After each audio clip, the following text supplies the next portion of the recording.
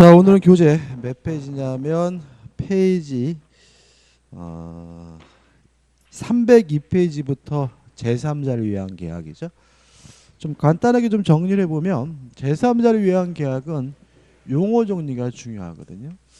예를 들어서 병이 갑에게 1억 원을 빌려줘서 1억 원을 달라고 요구할 수 있는 채권자인데, 갑이 돈을 갚기 위해서 자신이 소유하고 있는 A 건물에 대해서 을과 만나가지고 매매 계약을 하고요. 요 매매 대금을 을이 병에게 직접 지급하기로 했다면 이걸 우리가 제3자를 위한 계약이라고 하고요. 요 갑을 우리가 요약자라고 하죠. 그 다음에 을을 낙약자라고 하고, 병을 우리가 제3자 또는 수익자라고 하죠. 제3자라고도 하고 수익자라고도 합니다. 일단 용어가 돼야 이제 문제를 풀 수가 있거든요. 문제는 몇 번부터 풀어볼 거냐면 페이지 304페이지 18번부터 풀어보죠. 304페이지 18번입니다. 갑은 자기 소유 주택을 을에게 매도하는 계약을 체결하면서 대금은 을이 병에게 지급하기로 하는 제3자를 위한 계약을 체결하였다. 다음 설명 중 틀린 거죠. 일단 사실관계는 요거하고 똑같습니다. 그죠? 갑이 을과 만나서 매매 계약하면서 을이 병에게 대금을 지급하기로 했다는 거고, 전형적인 사례죠.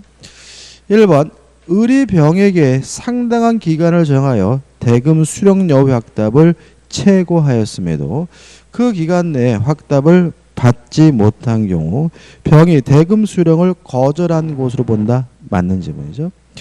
2번 을이 병에게 대금을 지급한 후 계약이 무효가 된 경우 을은 특별한 사정이 없는 한 병에게 대금 반환을 청구할 수 있다. 뭐죠? X가 됩니다. 자, 왜냐하면 요 매매 계약의 당사자는 갑과 을이거든요. 따라서 만약에 매매 계약이 해제가 돼서 무효가 되면 원상 회복해야 될 사람 누구죠? 갑과 을이죠. 또 만약에 매매 계약이 무효가 되거나 취소가 됐다면 원상 회복해야 될 사람은 갑과 을이기 때문에 을은 병에게 대금 반환을 원상 회복을 뭐 할 수 없죠? 청구할 수가 없기 때문에 답은 2번이 되는 거죠. 3번 계약이 을의 기망으로 체결된 경우 병은 이를 이유로 계약을 취소할 수 없다. 맞죠? 왜냐하면 병은 계약의 당사자가 아니기 때문에 병 스스로 갑과 을 간의 매매 계약을 해제하거나 취소할 수는 없고요. 4번 병이 을에게 대금 수령의 의사표시를 한 후 갑과 을이 계약을 합의 해제하더라도 특별한 사정이 없는 한 병에게는 효력이 없다. 합의 해제는 당연히 효력이 없고요. 5번 병이 을에게 대금 수령의 의사를 표시를 하였으나 을이 대금을 지급하지 않은 경우 병은 을에게 손해배상을 청구할 수 있다. 맞죠? 병은 돈을 받겠다라는 수익의 의사를 표시한 후에 두 가지를 할 수 있죠. 첫째, 병은 을에게 직접 이행해 달라고 청구할 수가 있고요. 또 만약에 을이 병에게 대금을 지급하지 않아서 손해가 발생했다면 병은 손해배상을 청구하는 것도 가능하기 때문에 이번 지문도 맞는 지문이 되겠죠. 이게 이제 기본적인 사례죠. 그 다음에 앞으로 가가지고 14번입니다. 302페이지 14번이죠. 제3자를 위한 계약에 관한 설명으로 옳은 건데, 이게 전형적인 제3자를 위한 계약이지만 가장 흔한 제3자를 위한 계약은 보험계약입니다. 갑이 을과 만나서 보험계약을 하면서 갑이 돌아가시면 보험회사 을이 병에게 보험금을 지급하기로 했다면 이거는 뭐죠? 제3자를 위한 계약이고요.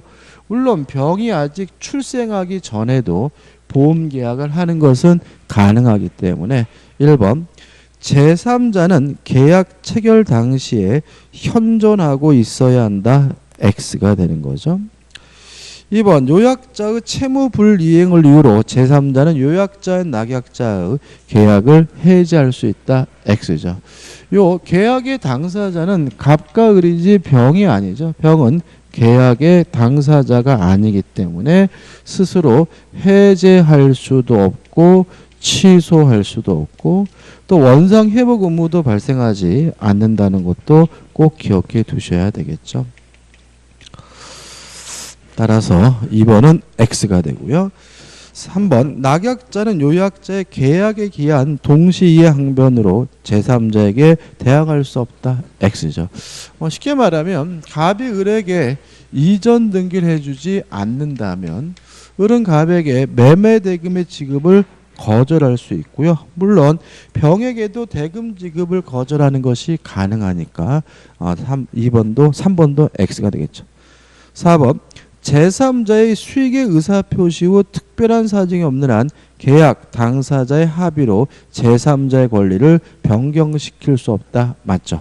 수익의 의사표시를 한 후에는 갑과 을은 임의적으로 병의 권리를 소멸시키거나 병의 권리를 변경할 수가 없기 때문에 답은 4번이 되는 거죠. 5번은 앞에 나왔죠. 낙약자가 상당한 기간을 정하여 제3자에게 수익 여부의 확답을 채권했음에도 그 기간 내에 확답을 받지 못한 때에는 제3자가 수익의 의사를 표시한 것을 본다가 아니라 수익의 의사를 거절한 것으로 보죠. 14번도 보셔야 되고 그 다음에 15번은 반복적이고요. 16번을 볼게요. 다음 중 제3자를 위한 계약에 해당하지 않는 것을 모두 고른 것은이죠. 일단 기억 이행인수는 제3자를 위한 계약이 아니에요. 그 다음에 디귿번 면책적 채무인수도 뭐가 아니죠? 제3자를 위한 계약이 아니고요. 따라 답은 뭐죠? 1번이 되고 자 니은번 보험계약이 대표적인 제3자를 위한 계약이라고 했죠. 그 다음에 마지막에 리을번에서 병전적 채무인수가 나오잖아요. 자, 요 사례가 병전적 채무인수입니다. 한번 생각해 보시면 지금 병이 갑에게 1억을 빌려줘서 갑은 채무가 있는 거죠. 근데 을이 병에게 1억 원을 주기로 했다면 을이 갑의 채무를 뭐 한 거죠? 인수한 건데 특징은 병이 을에게 지급하지 않으면 병은 갑에게 여전히 돈 달라고 뭐 할 수 있어요? 청구할 수가 있기 때문에 을이 갑의 채무를 인수했다고 해서 갑이 면책되는 것은 아니기 때문에요. 이게 뭐죠? 병전적 채무인수인 거죠. 그래서 우리가 일반적으로 들고 있는 그 사례가 병전적 채무인수 제3자를 위한 계약이고 그 다음에 보험계약은 전형적인 제3자를 위한 계약이기 때문에 답은 뭐죠? 1번이 되는 거죠. 근데 넘기셔가지고 17번 한번 풀어보시고 19번은 가입표 보실 필요 없을 것 같아요. 의미 없고 헷갈릴 것 같고 나머지 20번, 21번도 좀 풀어보시기 바랍니다. 그러면 제3자를 위한 계약은 끝이죠. 그 다음에 이제 308페이지 오시면 이제 뭐가 나오냐면 계약의 해제와 해지가 나와요. 일단 계약의 효력을 소급해서 실효화시킨다, 무효화시키는 것을 우리가 해제라고 하고요. 해제 사유는 법정 해제 사유가 있고 약정 해제 사유가 있는데 법정 해제 사유는 뭐가 되는 거죠? 채무 불이익인 거죠. 따라서 계약을 언제 해제할 수 있냐면 채무 불이행이면 계약을 해제할 수가 있는데 채무 불이행을 여러 가지가 있죠. 첫째, 할 수 있는데 안 하는 거 이행지체. 할 수 없어서 못 하는 거 이행불능이고요. 여기서 조심할 것은 이 불능은 후발적 불능 중에서도 채무자에게 고의, 과실이 있는 경우를 말하거든요. 왜냐하면 원시적 불능은 무효고요. 또 후발적 불능인데 채무자에게 고의 과실이 없다면 그것은 위험부담 문제지 채무불이행이 아닌 거죠. 그 다음에 세 번째 하긴 했는데 완전하지 않아요. 불완전 이행도 채무불이행이니까 계약을 해지할 수 있고요. 네 번째, 채권자가 수령을 지체하는 것도 채권자의 채무불이행이기 때문에 채무불이행이 계약을 뭐 할 수 있죠? 해지할 수가 있는 거죠. 총 네 가지 사유로 계약을 해지할 수가 있습니다. 해지 사유와 관련돼서 우리가 주의하실 것은 뭐냐면 해지할 수 없는 경우죠. 첫째, 주된 채무가 아닌 부수적 채무불이행인 경우에는 채무불이행이지만 계약을 뭐 할 수 없죠? 해지할 수 없고요. 두 번째, 우리 판례에 따른다면 원칙적으로 사정 변경을 이유로는 계약을 해제할 수 없다는 거 좀 주의하시기 바랍니다. 자, 교재 몇 번을 풀어보냐면 2번을 보자고요. 계약 해제권이 발생하는 사유로 볼 수 없는 것을 모두 고른 것은이죠. 일단 니은번 보시면 불가항력으로 인한 쌍무계약의 일방의 이행불능이죠. 자, 불능이란 이유로 채무불이행이란 이유로 계약을 해지하려면 채무자에게 뭐가 있어야 돼요? 고의과실이 있어야 되죠. 특히 니은번 같은 경우는 위험부담 문제이기 때문에 계약을 해지할 수가 없고요. 디귿번 부수적 채무불이행이죠. 주된 채무가 아니라 부수적 채무불이행이 있으면 계약을 해지할 수가 없죠. 따라서 답은 니은 디귿에서 두 개가 되고요. 나머지 리을번 약정 사유 뭐죠? 약정 해지 사유죠. 그죠? 근데 문제가 되는 것은 뭐냐면 미음번인데 계약 체결 당시 예상할 수 없었던 중대한 사정의 변경인데 우리 문제가 잘못된 것은 아닌데 우리 판례가 실제로 사정 변경을 이유로 해제권 자체를 인정한 판례는 없어요. 그래서 교재가 잘못됐다는 얘기가 아니라 우리는 원칙적으로 사정 변경을 이유로 계약을 뭐 할 수 없죠? 해제할 수 없다라고 기억해 두시는 것이 안전합니다. 그 다음에 3번입니다. 다음 중 최고 없이 계약을 해지할 수 있는 경우죠. 자, 한번 보자고요. 자, 이행지체의 경우에는 원칙적으로 상당한 기간을 정하여 이행을 최고해야 계약을 해지할 수가 있는데 이행지체의 경우 예외적으로 최고 없이 계약을 해지할 수 있는 경우가 있어요. 첫째, 정해진 기한 내 이행해야 되는 정기행위의 경우에는 최고 없이 바로 계약을 해지할 수가 있고요. 두 번째, 상대방이 불이행의 의사를 표시한 경우에는 최고 없이 바로 계약을 해지할 수가 있고요. 그 다음에 이행불능은 할 수 없어서 못하는 것이니까 최고 없이 바로 계약을 해지할 수 있고요. 불완전 이행행은 둘로 나누죠. 추후에 완성이 가능한 경우에는 최고를 해야 계약을 해지할 수 있지만 추후에 완성이 불가능한 경우에는 이행불능과 마찬가지로 최고 없이 바로 계약을 해지할 수가 있고요. 또 채권자의 수령 지체도 지체이기 때문에 채무자 측에서 수령을 최고한 후에야 비로소 계약을 해지할 수가 있는 거거든요. 따라서 최고할 필요가 없는 것은 기억, 정기행위, 그 다음에 디귿번 이행불능, 리을번 이행지체에 있어서 채무자가 미리 이행거절의 의사를 표시한 경우, 비음번 당사자 사이에 최고 배제 특약이 있는 경우. 자, 해제에 관한 민법 규정은 임의 규정이기 때문에 특약으로서 뭐죠? 배제할 수가 있죠. 그 다음에 시읍번이 문제인데 우리 저자분은 자꾸 사정 변경 이유로 계약을 해제할 수 있다고 하거든요. 물론 예외적으로 사정 변경을 이유로 계약을 해지하는 것이 가능한 경우에는 최고할 필요가 없다는 것이 학설의 입장이기 때문에 답은 몇 번이 되냐면 5번이 되는데 특히 이 시업번 같은 경우에는 판례가 아니라 학설이기 때문에 출제될 수가 없으니까 신경 안 쓰셔도 됩니다. 넘기셔서 이제 몇 번을 볼 거냐면 6번을 볼 거예요. 자, 6번 어서 오십시오. 저번 주에 왜 안 오셨어요? 자, 6번인데. 자, 계약을 언제 해지하냐면 채무 불이행이 있으면 계약을 해지하는 거잖아요. 그럼 만약에 상대방에게 동시 이행 항변권이 인정된다면 상대방의 동시이행 항변권을 소멸시키기 위해서 이행 또는 이행의 제공이 필요한 것이 원칙인 거죠.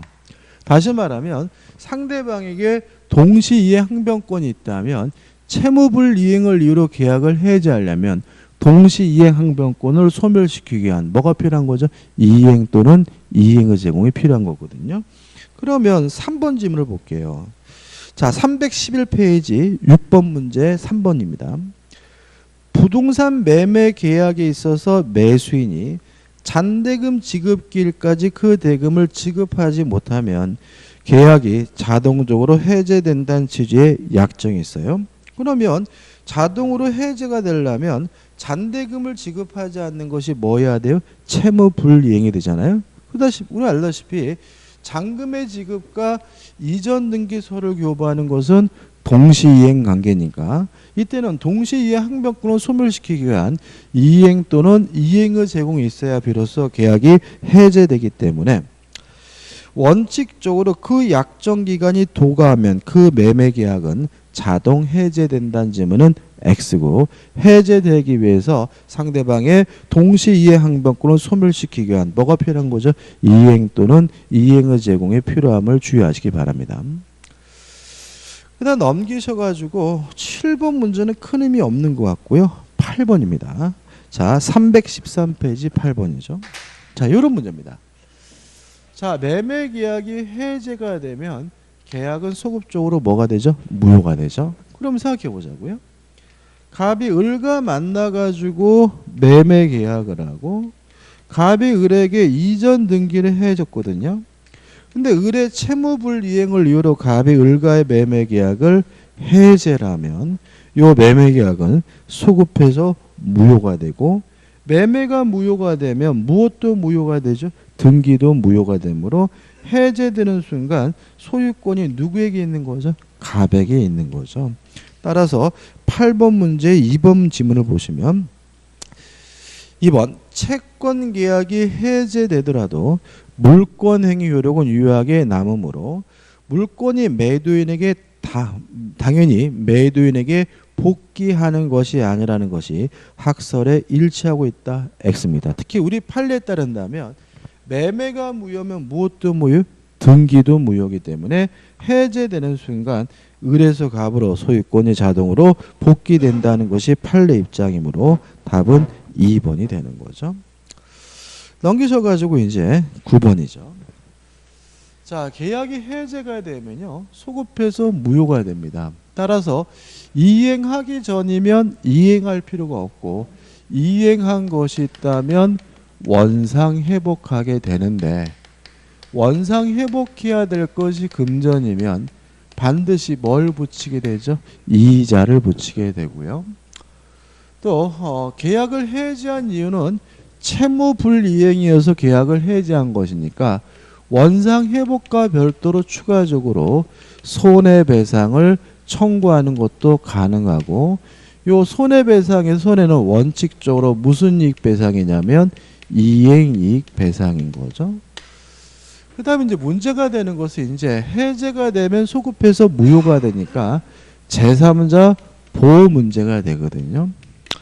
일단 첫 번째 생각해 볼 것은 해제에 있어서 제3자로서 보호받으려면 완전한 권리를 취득해야 한다. 따라서 아직 권리를 취득하지 못한 사람은 뭐가 될 수 없죠? 제3자가 될 수 없는 거죠. 따라서 예를 들어서 을이 또다시 병과 만나서 매매 계약을 했고요. 아직 병 앞으로 이전 등기를 안 했다면 병은 뭐가 아니죠? 제3자가 아니고요. 을이 병에게 이전 등기까지 해줘야 병이 뭐가 되는 거죠? 제3자가 되는 거죠. 하나 기억하시고, 그 다음에 이 해제를 둘로 나뉩니다. 제3자를 해제하기 전에 이해관계를 가진 사람은 선의 악의를 불문하고 보호가 되고요. 해제 후에 이해관계를 갖게 된 사람은 선의여야지만 보호가 되고 악이면 보호되지 않는다는 거 구별해서 꼭 기억해 두셔야 됩니다. 자, 그럼 문제를 보죠. 9번입니다. 계약 해제 효과에 관한 설명으로 틀린 것은 1번 같은 것은 뭐 학설이니까 의미가 없고 2번 계약을 하더라도 해제되기 전에 계약으로부터 생긴 법률 효과를 기초로 하여 새로운 이해관계를 가진 제3자의 권리를 해하지 못한다. 맞는 지문이고요. 3번 제3자는 계약 해제 전에 대항력을 취득한 주택임차인도 포함되고요. 4번 해제권자는 행사는 해제권자 모두가 또는 상대방에게 모두에게 동시에 하여야 한다. X죠. 자, 해제권 행사는 전원으로부터 전원으로 합니다. 그렇지만 동시에 할 필요는 없는 거죠. 그죠? 손잡고 모여가지고 자 하나 둘 셋 해제한다 이렇게 말할 필요는 없는 거잖아요. 따라서 동시에 하여야 한다. X가 되는 거죠. 5번 해제권 행사 후 원상회복 등기 전에 계약 해제 사실을 모른 채 선의로 새로운 권리를 취득한 자도 제3자에 포함된다. 맞죠? 해제 후에 이해관계를 갖게 된 제3자는 선이면 뭐 받습니까? 보호를 받죠. 답은 4번이네요. 그 다음에 11번 문제를 보죠. 계약 해제에 관한 다음 설명 중 틀린 것인데 5번을 보시면 이것도 참 잘 나오는데 채권자의 적법한 해제권 행사를 인하여 원상 회복 의무를 부담하는 채무자는 이를 모두 이행한 경우에는 별도의 손해배상 책임을 부담하지 않는다. X죠. 원상 회복도 하고 별도로 또 무엇도 해주는 겁니까? 손해배상도 해줘야 된다는 거 유의하시기 바랍니다. 자, 넘기셔가지고 13번이에요. 13번 문제를 좀 봐야 되는데, 자, 아까 우리 지문에서 대항력 있는 주택임차인도 제3자거든요. 자, 근데 여기서 한번 생각해 보자고요. 자, 완전한 권리를 취득해야 뭐가 되는 거죠? 제3자잖아요. 그럼 예를 들어서 자, 한번 보세요. 갑이 을에게 팔고 을이 자기 앞으로 등기하지 않은 상태에서 병에게 또 팔았어요. 이런 상태에서 갑이 을과의 매매 계약을 해제했다면 물론 병은 아직 권리를 취득하지 못했으니까 뭐가 될 수는 없어요? 제3자가 될 수는 없는 거죠. 마찬가지로 갑이 을에게 팔고 을이 병에게 임대차를 했다면 이 매수인이 아직 뭘 취득하지 못했어요? 권리를 취득하지 못했기 때문에 아무리 병이 대항 요건을 갖췄다 하더라도 주택 임차인으로서 제3자로서 뭐 받을 수는 없죠? 보호받을 수는 없는 거죠. 다시 말하면 이 주택 임차인이 대항 요건을 갖췄다는 이유로 제3자로서 보호받으려면 을이 갑과 매매 계약을 하고 이전 등기까지 한 매수인과 임대차 계약을 하지만 제3자로서 보호받을 수 있는 거거든요. 따라서 2번을 보시면 갑이 을에게 주택을 매도하고 그 소유권 이전 등기를 격려하여 주었으나 잔금을 받지 못하여 매매 계약을 해지하였고 을 명의의 소유권 이전 등기가 말소되었는데 병이 위 매매 계약이 해제되기 전에 을로부터 위 주택을 임차하여 인도와 주민등록을 마쳤다면 병은 민법 제548조 제1항 단서에 하여 보호된다. 맞는 지문이죠. 왜냐하면 이 매수인이 자기 앞으로 뭐까지 했어요? 등기까지 했었기 때문에. 근데 만약에 이 지문이 을이 자기 앞으로 등기를 안 했다면 주택임차인은 제3자로서 뭐 받지 못해요? 보호받지 못한다는 거 꼭 기억해 두셔야 되고요. 여기서 제3자로서 보호받느냐 못 받느냐 문제는 매수인이 등기를 했느냐 안 했느냐 문제인 거죠. 자, 그 다음 우측이 14번입니다. 자, 왜 해제라면 손해배상을 청구하는 거냐면요. 채무 불이행이기 때문에 그런 거잖아요. 그래서 우리가 만약에 법정 해제 사유가 아니라 약정 해제 사유인 경우에는 채무 불이행이 아니기 때문에 뭘 청구할 수 없어요? 손해배상을 청구할 수가 없는 거죠. 물론 합의 해제, 해제 계약의 경우에도 채무 불이행이 아니기 때문에 뭐를 청구할 수는 없죠? 손해배상은 청구할 수 없는 거죠. 따라서 14번 문제의 3번 지문 보시면 해제권이 당사자 사이에 약정한 사유에 의하여 발생한 것인 때는 원상 회복과 손해배상의 문제가 발생한다. X죠. 약정 해지 사유는 채무불이행이 아니므로 별도로 손해배상을 청구할 수는 없는 거죠. 그다음 넘기셔가지고 15번은 가입표입니다. 보실 필요가 없을 것 같아요. 그 다음에 16번도 중요한 건 아닌데 해지기 때문에 좀 간단하게 보면, 자 16번 계약 해지에 관한 설명 좀 틀린 거죠. 자, 해지의 가장 중요한 특징은 뭐예요? 장래 향하여 그 효과를 소멸시키는 것이 해지죠. 따라서 해지는 소급해서 무효가 되는 것이 아니기 때문에 무슨 문제가 발생하지 않습니까? 원상 회복 문제가 발생하지는 않는 거죠. 따라서 4번 보시면 해지율은 계약 성립 당시에 소급함으로 원상 회복 의무를 진다는 지문은 X가 되고요. 답은 4번이 됩니다. 그래서 여기서 해제에 대해서는 뭐만 조심하시면 되는 거죠? 장래 향하여 그 효과를 소멸시키는 것이 해지다. 이것만 주의하시면 됩니다. 끝입니다. 자, 이제 321페이지 오시면 이제 매매가 나와요. 자, 1번 문제 풀어볼 건데, 자, 일단 매매는요, 매매 개념에서 문제가 나올 수 있고요.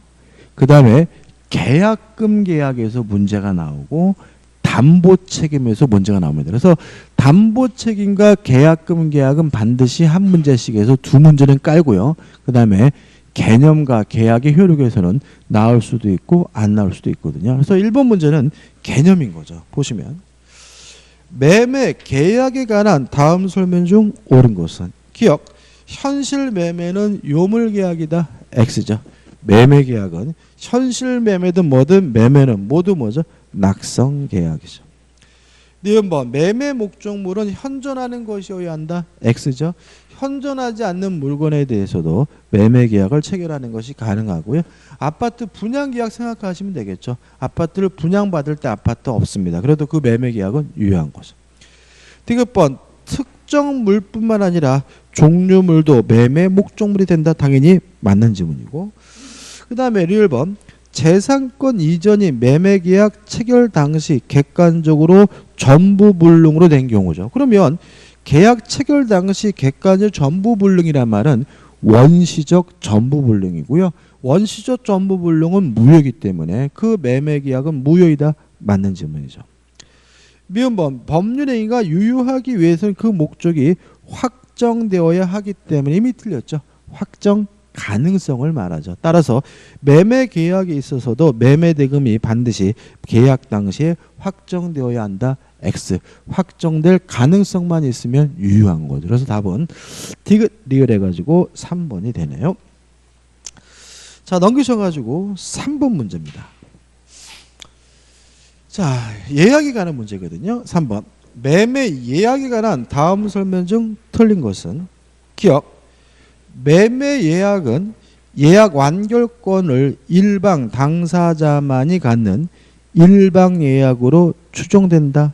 맞는 질문이죠. 니은번 예약 의무자가 목적 부동산을 제3자에게 양도한 경우 예약 완결권 행사는 현재의 등기 명의인인 제3자에 대하여 하여한다. X입니다. 왜냐하면 예약 완결권 자체는 물권이 아니죠. 물권이 아니기 때문에 등기하지 않는 한 제3자에게 뭐 할 수는 없어요? 주장할 수는 없는 거죠. 따라서 니은번은 X가 되죠.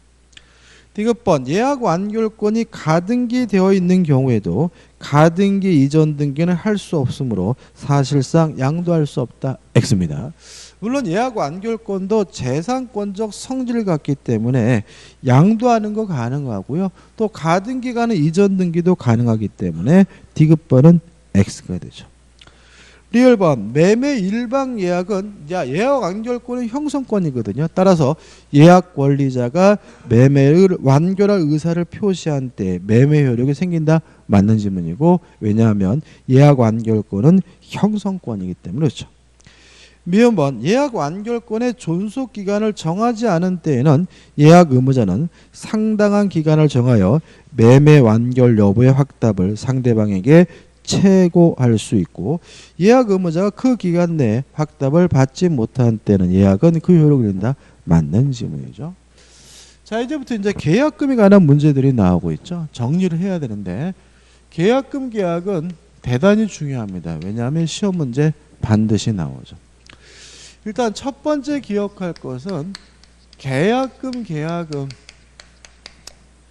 요물 계약이다.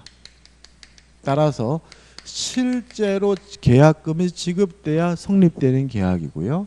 또 매매 계약이 주된 계약이라면 계약금 계약은 종된 계약이다라는 거 주의하시고, 그냥 우리가 정리해야 될 것은 계약금의 성질, 계약금의 역할인 거죠.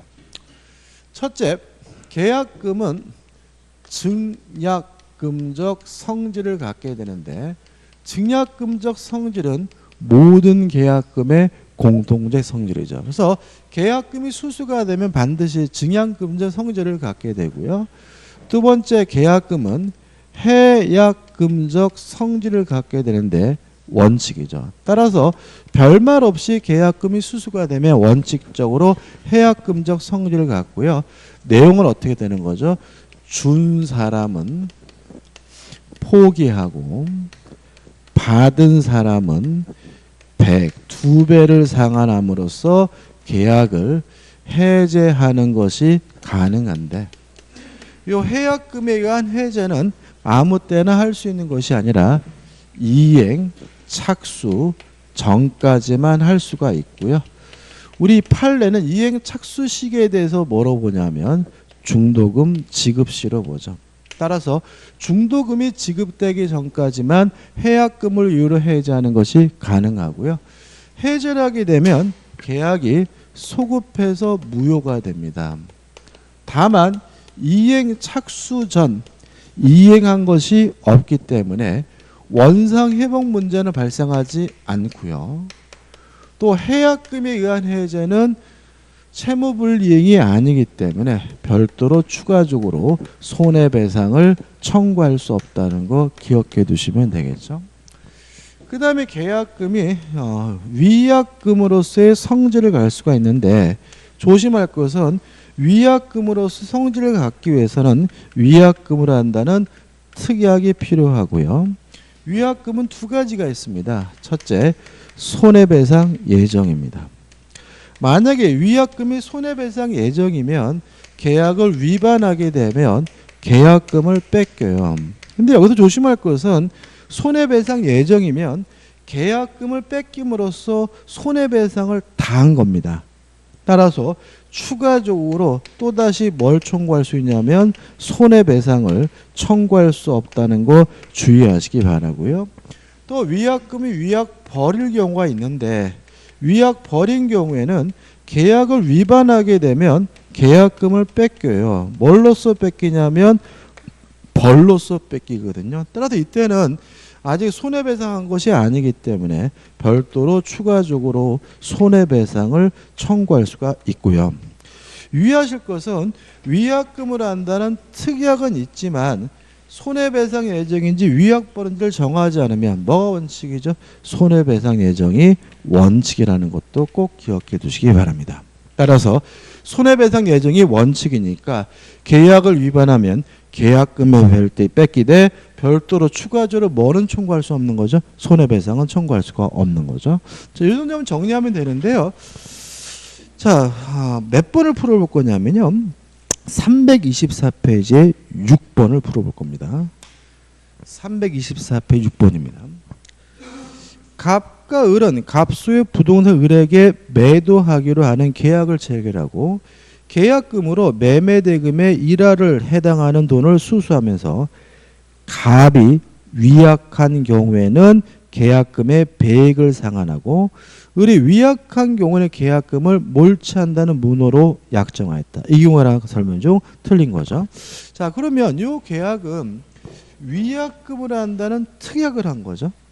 근데 물론 둘 중에 뭐가 원칙이죠? 손해배상 예정이 원칙이니까 이 위약금 특약 때문에 계약을 위반하게 되면 계약금을 뺏겨요. 근데 손해배상 예정이니까 추가로 별도로 뭘 청구할 수는 없죠? 손해배상은 청구할 수가 없는 거죠. 그래서 답은 4번인데 을이 위약한 경우에 갑은 자신이 그로 인하여 실제로 입은 손해가 계약금 상당액을 넘은 때에는 이를 입증하고 그 넘는 액을 별도로 청구할 수 있다는 질문은 X가 되는 거죠. 위약금에 관한 특약이 있으면 원칙이 뭐죠? 손해배상 예정이므로 계약금을 몰취당하되 별도로 뭐는요? 손해배상은 청구할 수 없으므로 손해배상을 또다시 청구할 수 있다. X가 되고요. 답은 4번이 됩니다. 그 다음에 7번 일반적이고요. 8번 문제를 보겠습니다. 넘기셔가지고 326페이지 8번입니다. 갑은 을소의 부동산을 1억 원에 매수하기로 하는 계약을 체결한 다음 날 계약금을 지급하기 을과 약정하고 즉시 계약금 1,000만 원을 지급하였다. 판례에 의할 때 다음 설명 중 틀린 거죠. 자, 1번 계약금 계약은 매매계약의 종된 계약이나 반드시 매매계약과 동시에 하여할 필요는 없으므로 그 다음날 체결한 계약금 계약도 유효하다. 맞는 질문이죠.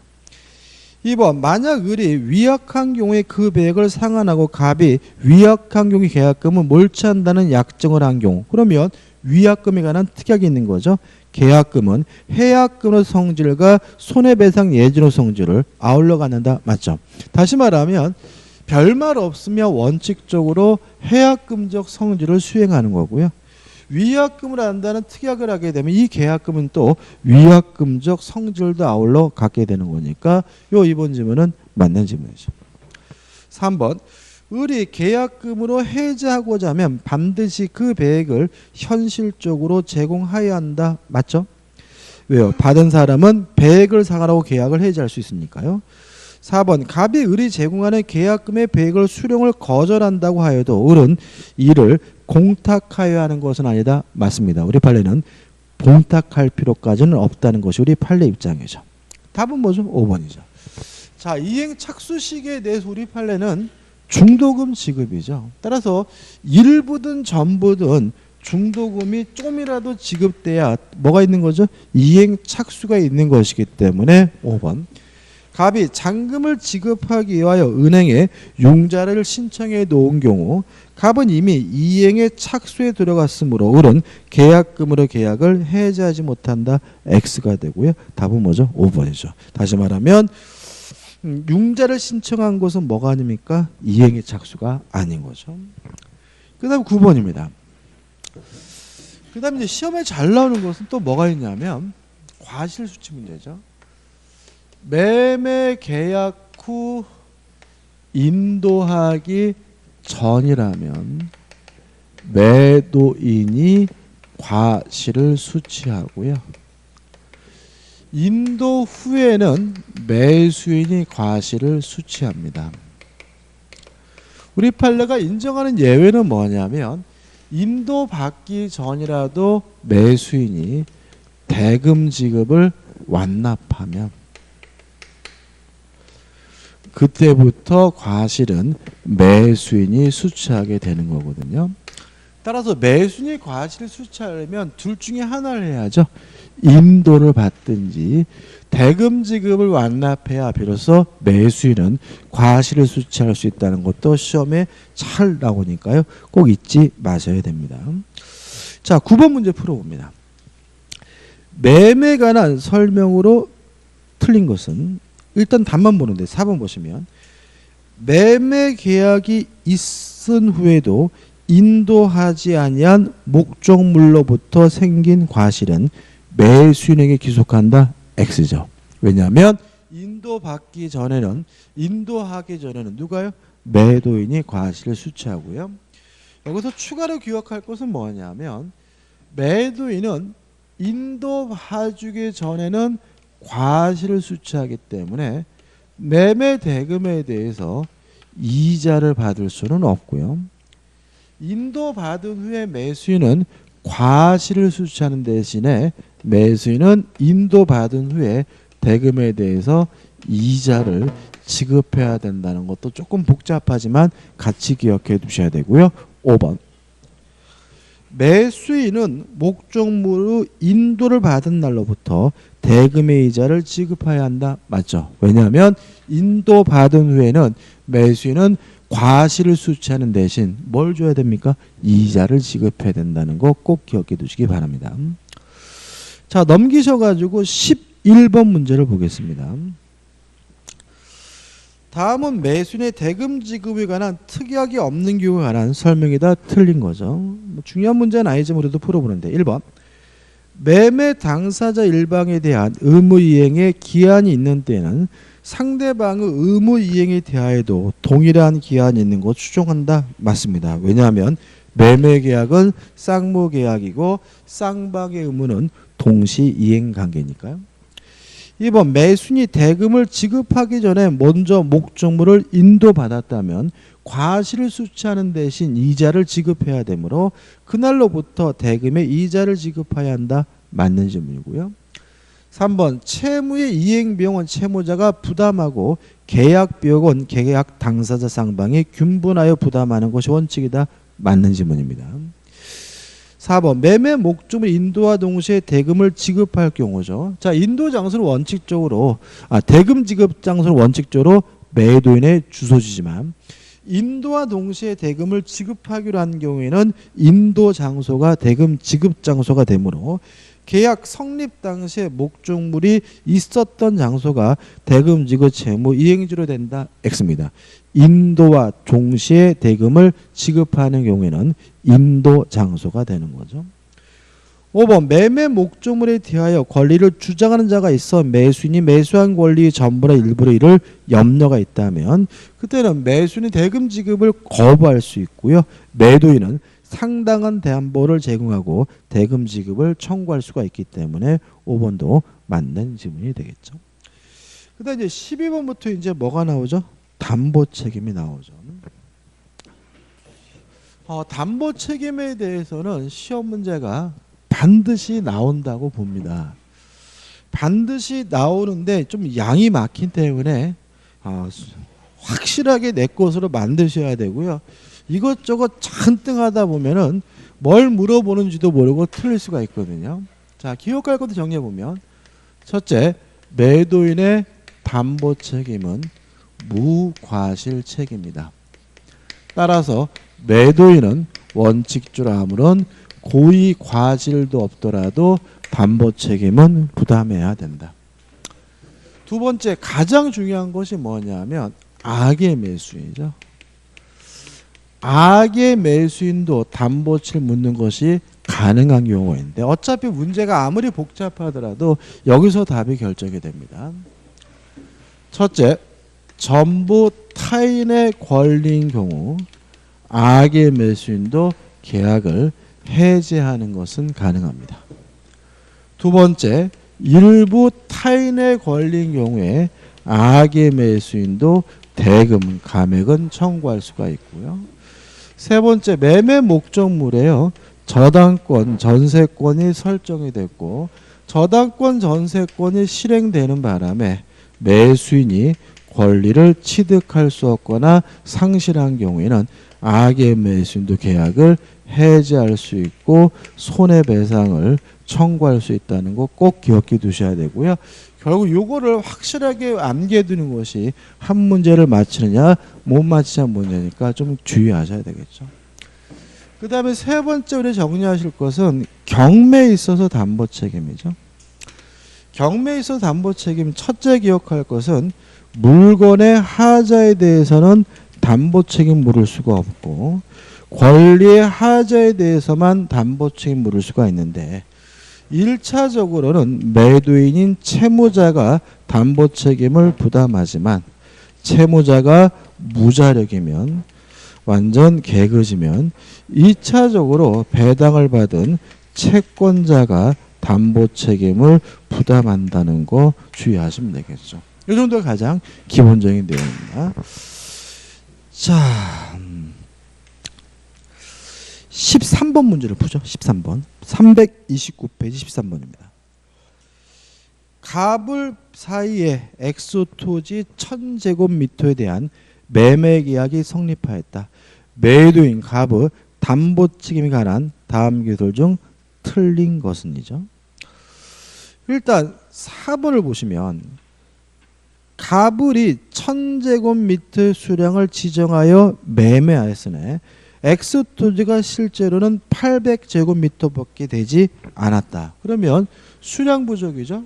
그러면 수량 부족의 경우에는 악의 매수인에게 인정되는 게 아무것도 없습니다. 요 세 가지만 악의 매수인에게 인정되는 거니까 악의 매수인에 아무것도 인정되지 않으므로 을은 자신의 선의 악의를 묻지 않고 대금 감액을 청구할 수 있다는 질문은 X죠.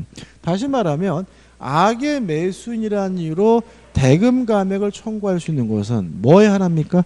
일부 타인의 권리인 경우에만 대금 감액을 청구할 수 있기 때문에 답은 먼저 4번이 되는 거죠.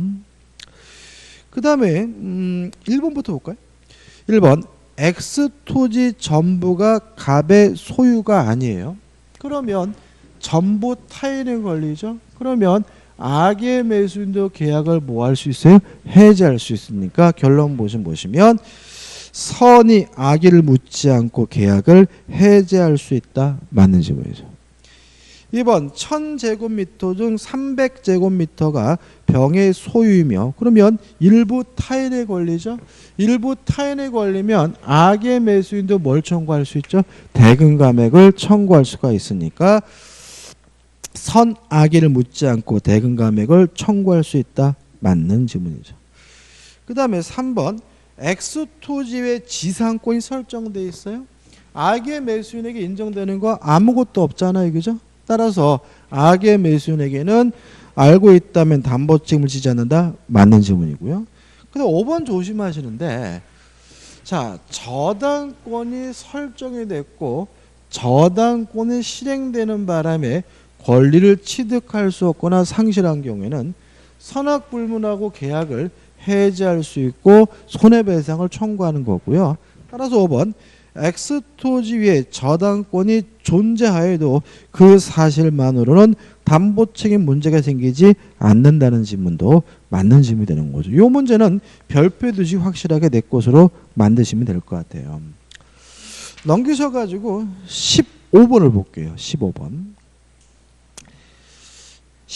갑은 을로부터 토지 1000제곱미터를 매수하였는데 그중 200제곱미터가 을의 소유가 아니어서 그 부분에 소유권을 이전할 수 없게 되었다. 갑이 을에게 주장할 수 있는 권리에 대한 기술 중 틀린 것은 그러면 이거는 뭐죠? 일부 타인의 권리인 경우잖아요. 일부 타인의 권리면 악의 매수인도 뭘 청구할 수 있죠? 대금 감액을 청구할 수 있는 거니까 5번 200제곱미터 토지가 을의 소유가 아님을 갑이 알고 있었을 때에는 대금 감액을 청구할 수 없다. X가 되고 답은 뭐죠? 5번이 되는 거죠.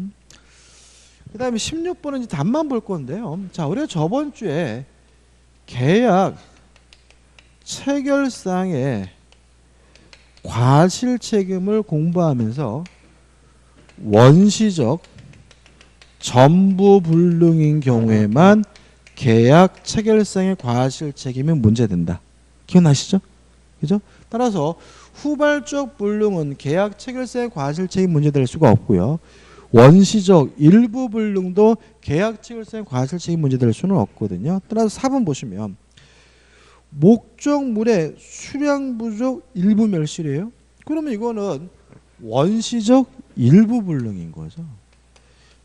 100평인 줄 알았는데 80평밖에 안 된다. 이런 것들은 원시적 일부 불능이기 때문에 계약 체결상 과실 책임이 발생할 수가 없으므로 매수인이 선의 무과실이라면 매수인은 매도인에 대하여 계약 체결상의 과실 책임을 물을 수 있다는 질문은 X가 되고요. 계약 체결상 과실 책임은 원시적 전부 불능인 경우에만 문제가 됩니다. 네? 3번? 16번에 3번. 3번 수량 부족 일부 멸실의 경우까지 끊어볼게요. 자, 악의 매수인이 대금 감액을 청구할 수 있는 것은 뭐만 그런 거예요? 일부 타인의 권리인 경우만. 그러면 수량 부족 일부 멸실의 경우에는 악의 매수인은 뭐 할 수 없어요? 대금 감액을 청구할 수가 없는 것이니까 4번 수량 부족 일부 멸실의 3번이죠. 수량 부족 일부 멸실의 경우 매수인은 그가 선인 경우 하나요. 대금 감액을 청구할 수 있다. 맞는 지문이고 이유는 일부 타인의 권리인 경우에만 악의 매수인이 뭐 할 수 있는 거죠? 대금 감액을 청구할 수가 있는 거죠. 넘기셔가지고 17번입니다. 자, 저당권 전세권의 실행으로 권리를 취득할 수 없거나 상실한 경우에는 악의 매수인도 계약을 해지할 수 있고 악의 매수인도 뭘 청구할 수 있죠? 손해배상을 청구할 수 있잖아요. 17번입니다. 을이 저당권이 설정된 건물을 갑으로부터 매수하였는데 그 후에 저당권의 실행으로 그 건물이 타인에게 매각되어 그로 인해 을이 건물의 소유권을 상실한 경우에 대한 다음의 설문 중 옳은 것은 2번이죠. 을이 악인 경우에도 계약을 해지하고 손해배상을 청구할 수 있다. 맞는 지문이고요. 여기서 좀 조심할 것은 자 이제 18번인데 자 이런 건 어떨까요? 1순위가 갑 앞으로 소유권 등기가 되고 있고요. 2순위가 을 앞으로 가등기가 되어 있고 3순위가 병 앞으로 매매를 원인으로 소유권 이전 등기가 됐거든요. 근데 여기서 만약에 을이 가등기에 기한 소유권에 관한 본등기를 하게 되면 요 병의 등기는 등기관이 뭐합니까? 직권으로 말소하죠. 기억나시죠? 왜냐하면 가등기는 뭘 해줘요? 순위를 보존해 주니까요. 그러면 결국은 병의 입장에서는 저당권이 실행되는 바람에 권리를 박탈되는 것과 다름이 없는 거죠. 그죠? 다시 말하면 가등기에 기한 본등기 때문에 소유권을 박탈당하는 거나 저당권 전세권자가 경매하는 바람에 소유권을 박탈당하는 거나 매수인의 입장은 뭐죠? 같은 겁니다. 그래서 이 경우에도 요 부분이 준용이 돼요. 그래서 병은 선악 불문하고 계약을 해지할 수도 있고 무엇도요? 손해배상도 청구할 수 있다는 거 추가로 기억해 두시면 되거든요. 따라서 18번 갑은 소유권 이전 등기 청구권 보존을 위한 가등기를 격려한 을소유 부동산을 매수하였으나 그 부동산에 관하여 본등기가 격려됨으로써 그 부동산의 소유권을 상실하게 이르렀다. 옳은 것은. 그러면 이 갑은 선악불문하고 계약을 해지하거나 손해배상을 청구할 수가 있기 때문에 4번 갑은 저당권 행사로 인하여 소유권을 상실한 자와 마찬가지이므로 그의 선의 여하를 불문하고 계약 해지와 손해배상을 청구할 수 있다. 맞는 질문이죠. 그 다음 우측에 19번은 반복적이죠. 중요한 거니까 꼭 기억해 두셔야 되고요. 넘겨보시면 20번도 반복이죠. 21번입니다. 21번 경매에 있어서 담보치에 관한 설명 중 틀린 것은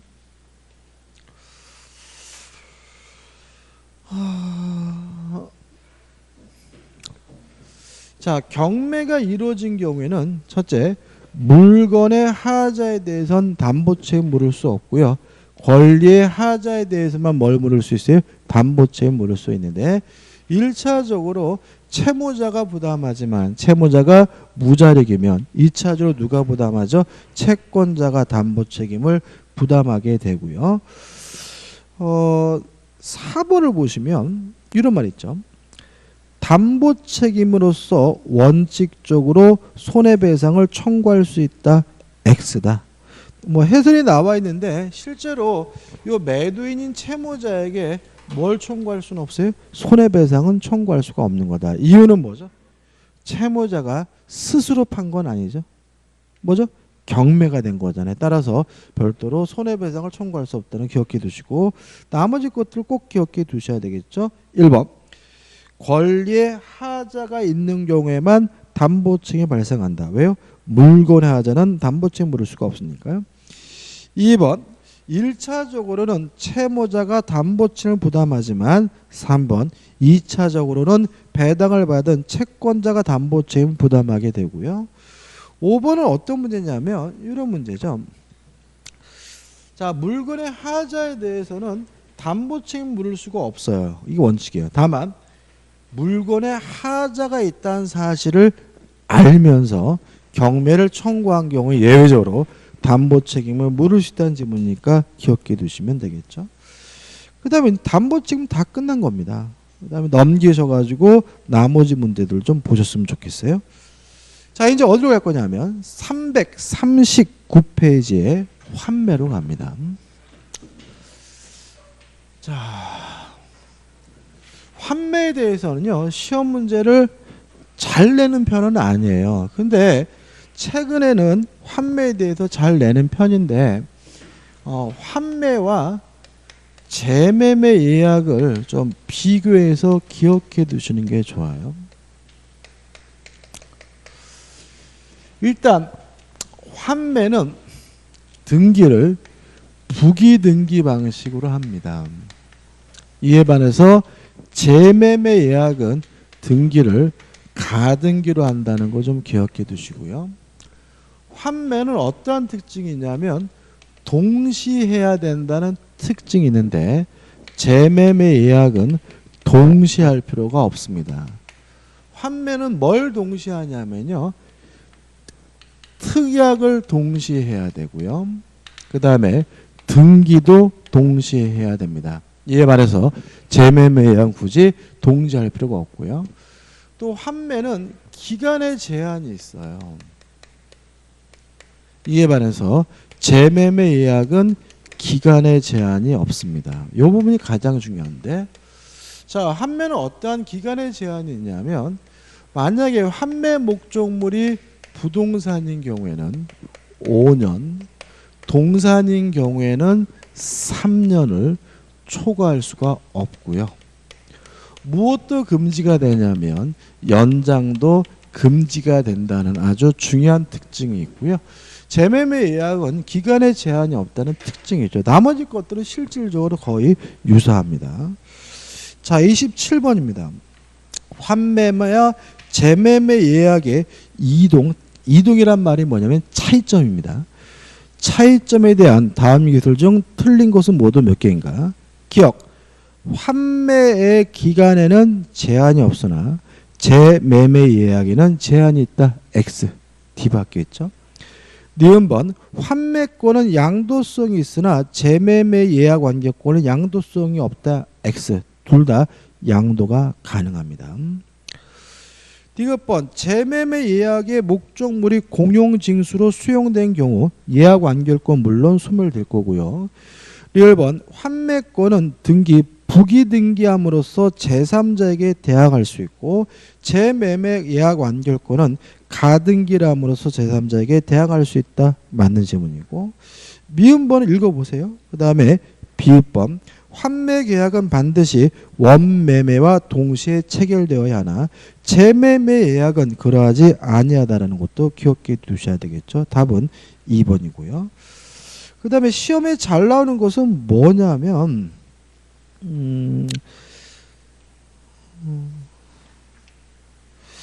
340페이지 29번 볼게요. 29번. 이거 기출문제잖아요. 환매에 관한 설명을 틀린 것은 1번이 답이죠. 부동산에 대한 매매 등기와 동시에 환매권 보류를 등기하지 않더라도 제3자에게 대항할 수 있다. X죠. 물론 제3자에게 대항하려면 환매권에 관한 뭐가 필요하죠? 등기가 필요하겠죠. 근데 중요한 것은 뭐냐면 3번이죠. 부동산에 대한 환매 기간을 7년으로 정한 때에는 5년으로 단축된다. 왜냐하면 부동산은 5년을 뭐하지 못해요? 초과하지 못하고요. 또 연장도 못한다는 것까지 꼭 기억해 두시기 바랍니다. 그 다음에 이제 342페이지와 343페이지에 교환이 나오거든요. 근데 이 교환에 관한 문제가 아니고요. 그냥 일반적인 문제예요. 그래서 교환에 대해서는 따로 공부하는 게 아니라 문제가 나오면 매매로 바꿔서 풀어보시면 되는 거죠. 그래서 매매로 바꿔서 풀면 어렵지 않습니다. 근데 이거를 교환으로 생각하시면 대단히 어려운 것뿐이죠. 여기까지고요. 좀 쉬었다가 344페이지에 임대차로 들어가도록 하겠습니다.